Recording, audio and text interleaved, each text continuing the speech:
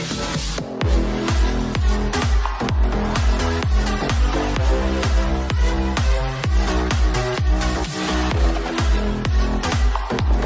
there guys, and welcome to a video about my top 20 films.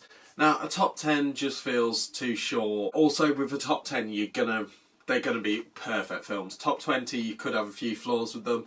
I don't even know if this is going to be a long video. I might shoot through them, I might actually be like, yeah, they're perfect. I think there are going to be a few flaws with some of them. But also I've got a bit of an announcement. Mine and Joel's other show, apart from Shamble Rambles, we're going to be doing a show called The Watch List.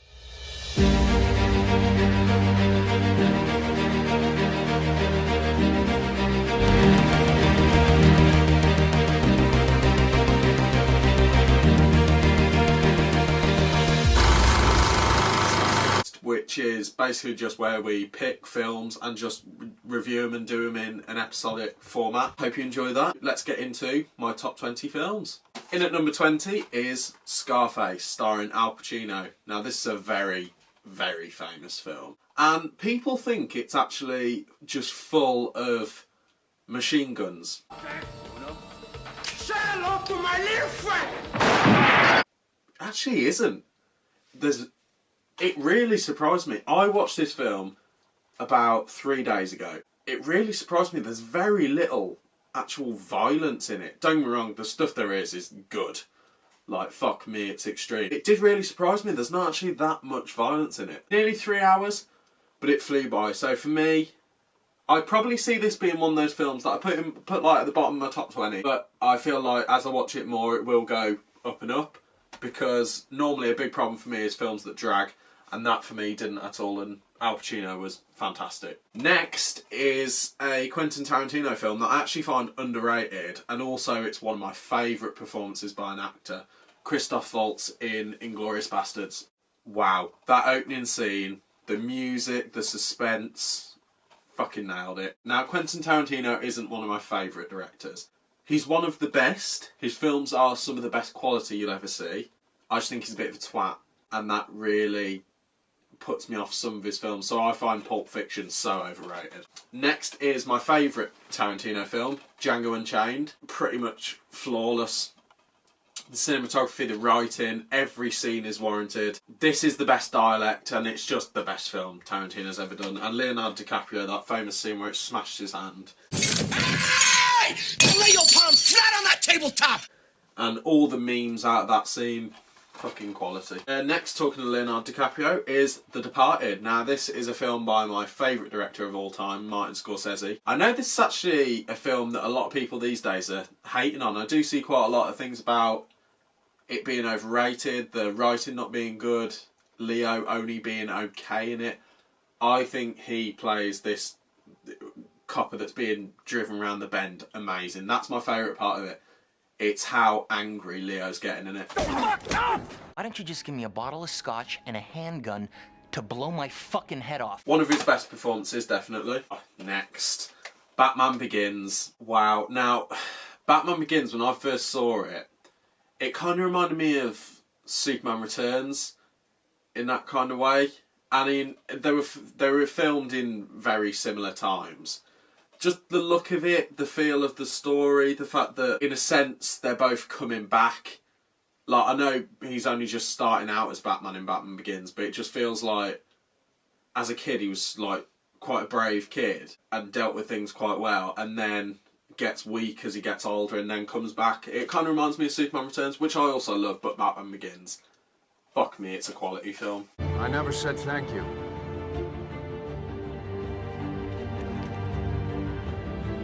And you'll never have to.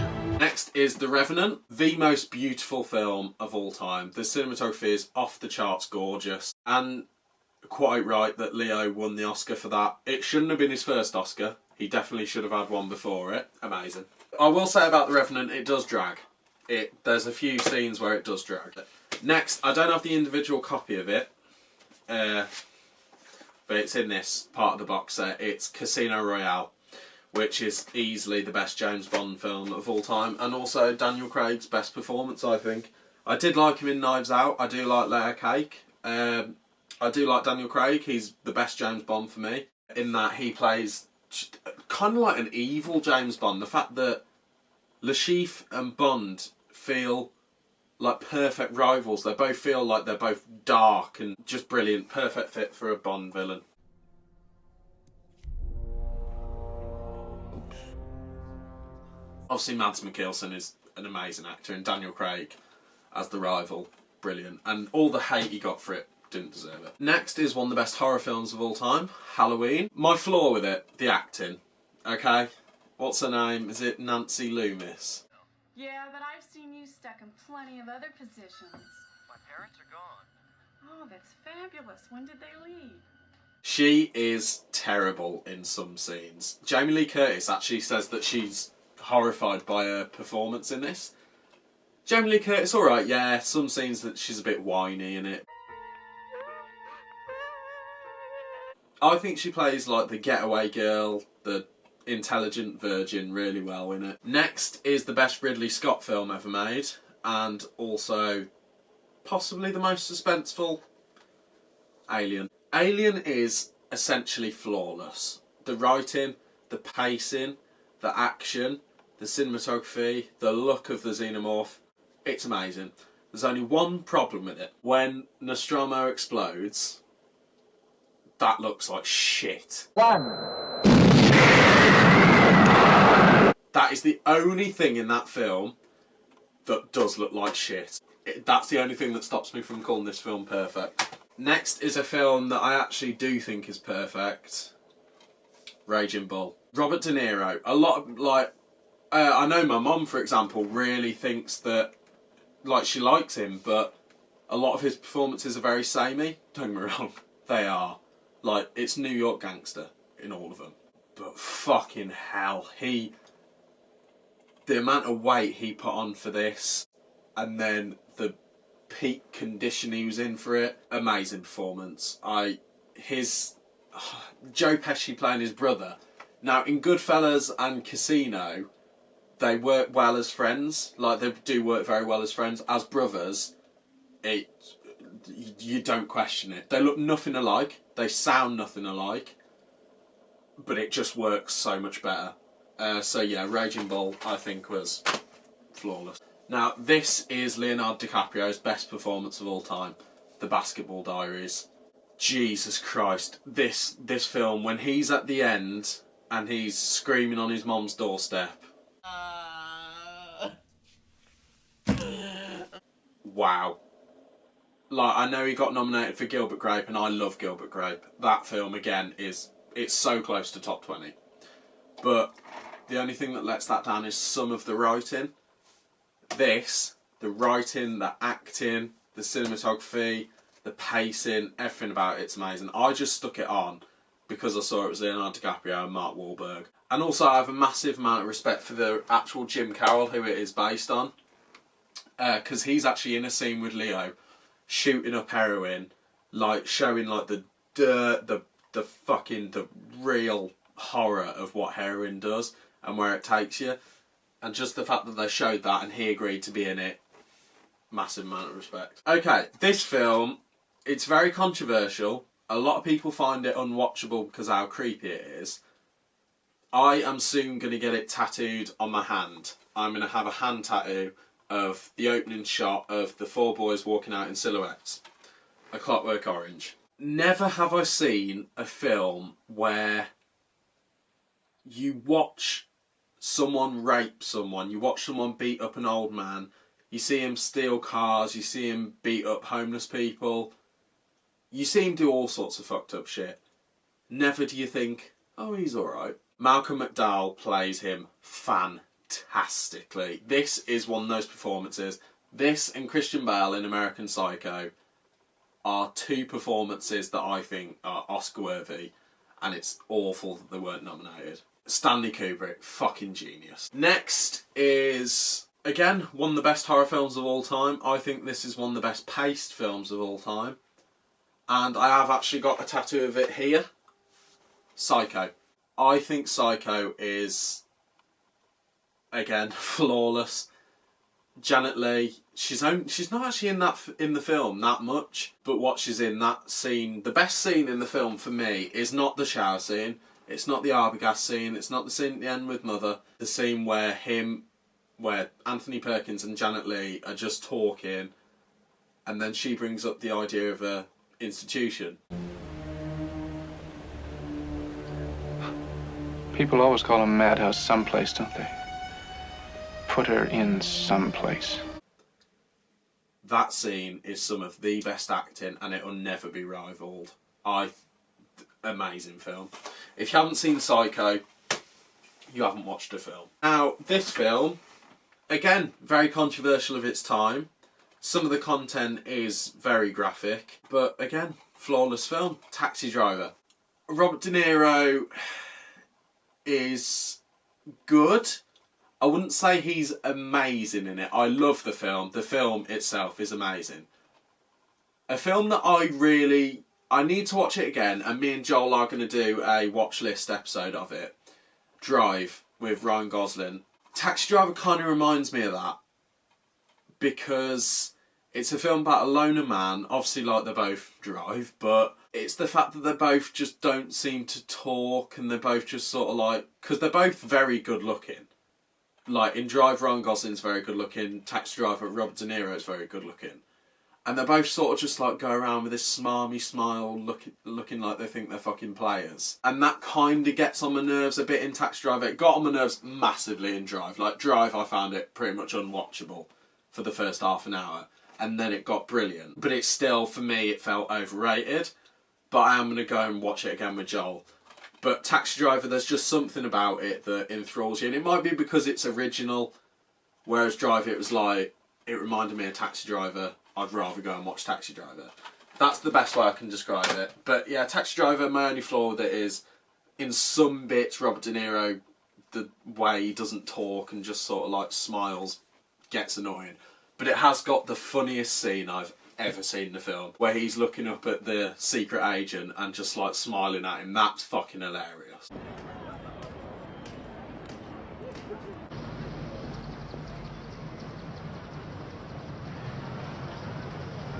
Hey.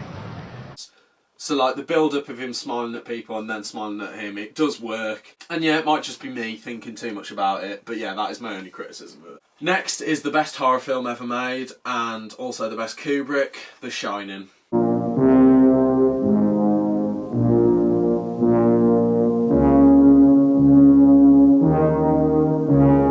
This film is beautiful. The performances are amazing. It's so rewatchable. I love it. All I can say. Next, you might say this is a horror film. This is a thriller. Or a drama. Seven. Not the most rewatchable. Like, it would be rewatchable, but I don't think it's not one of those films that you just like, you're bored and you just think, oh, I'll watch Seven. For me, anyway. But I do love it. That scene where it does subtlety so well. So Kevin Spacey, I know Kevin Spacey is a very controversial person to praise these days, but that scene where he walks in with his hands up covered in blood, fucking hell, it's terrifying. Looking for me. Just the fact that he's so calm. Obviously the what's in the box thing is a bit, ain't great, is it? Oh, what's in the box? I do think that the scene where the guy walks in after having to fuck someone with a knife, that scene is so fucking disturbing. And the fact that they just show a picture and they show him trembling, it's amazing. And the subtlety of it, I mean, I know he's literally there just going like he's had to fuck someone, but the fact that they just show like the picture of the object, they don't show anything graphic, amazing. I know a lot of people get scared by the sloth scene. It's okay. You could see it coming a mile off. Next is the only film that has ever terrified me. I've had sleepless nights because of The Silence of the Lambs. Buffalo Bill is terrifying. That scene of it panning through his house where it starts off with the moths, then goes to where he skins them, again goes through his bedroom, then goes to the well, shows her screaming, and then shows him naked sat at his desk. You feel like you're there. Like me, I look in the corners all around me whenever I watch this film. The suspense at the end, when she's walking through the house with the gun, I just always expect to see his head sort of like poking around something. All the time I'm looking for something in the background. And it never happens. But it always affects me to the point where I'm looking just like expecting something. I've seen this film God knows how many times. And Jonathan Demme directed this film flawlessly. He should have had more of a career than he did. But I am going to get the Silence of the Lambs moth tattooed here on my elbow crease. The reason I talk about like where I'm getting tattooed is I'm getting a film sleeve, and I've got here to here, and I've got a Xenomorph from Alien and a Psycho House, and I'm getting a big Joker on here. So like some of the films from my top 10 especially, I am getting tattooed. So that's the only reason I talk about these specific films. Next is a film that when I first saw I actually found really overrated. The Dark Knight. What can I really say about The Dark Knight? It's so fun. It's got the darkness of it. It's beautiful. The way it's filmed is beautiful. My problem with it is some bits Christian Bale's voice doing Batman. It's nowhere near as bad as The Dark Knight Rises in terms of the voice. The voice in that is god-awful. The trigger! Where is it? You never give it to an ordinary citizen! The only good bit of the voice in that is where he goes, "Light it up." Light it up.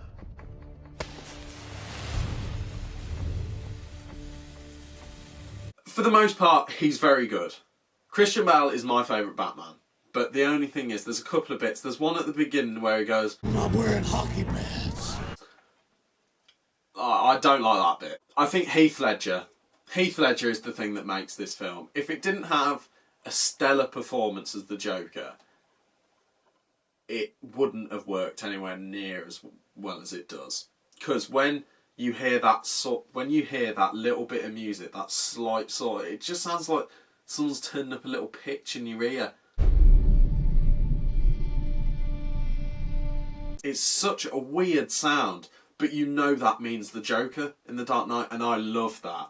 That scene where the police officer just goes up to the guy in the truck and then the Joker just shotguns him down. Such a short scene. Hey, you wait like everybody else, pal. Like, that's the Joker. The Joker doesn't give a fuck. Now, I know a lot of people criticise The Dark Knight because it's a bit of a kick in the face to comic book fans. I get you. Get over it. Next is a film that people find severely overrated, and it probably is. Some of the acting is off, but most of it is amazing. The writing, I think, it's very good. It's nothing to write home about, but it is very good. The cinematography is amazing. The CGI is amazing. Titanic. Everything that can be said has been said. It looks gorgeous. The CGI still holds up for me anyway. I know Joel has a big problem with the dolphin scene. He says the dolphins look really fake. Look at that one! Look at him jump!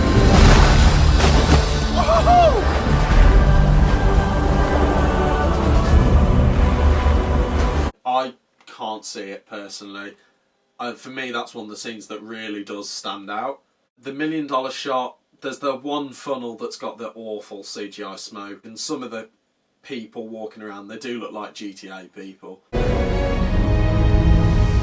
Overall, the ship snapping, considering most of that was a model, wow, fucking hell, still looks amazing. And next is a film that I think everyone knows that I adore, Joker. This is number one. This is my favourite film of all time. Me and Joel will definitely do a watch list of it, because he needs to rewatch it. I'm rewatching it the night I get my Joker tattoo. This film is fucking hell, it's amazing. It's not flawless. For me, it's flawless, but I am aware that it has got a few problems, especially with writing and a bit of the exposition in it. For me, a film that has the same character, the same person in every scene, and doesn't drag, and feels constantly riveting, wow, that is when you know you've got a film. And considering how shit DC films are these days, Joker nailed it.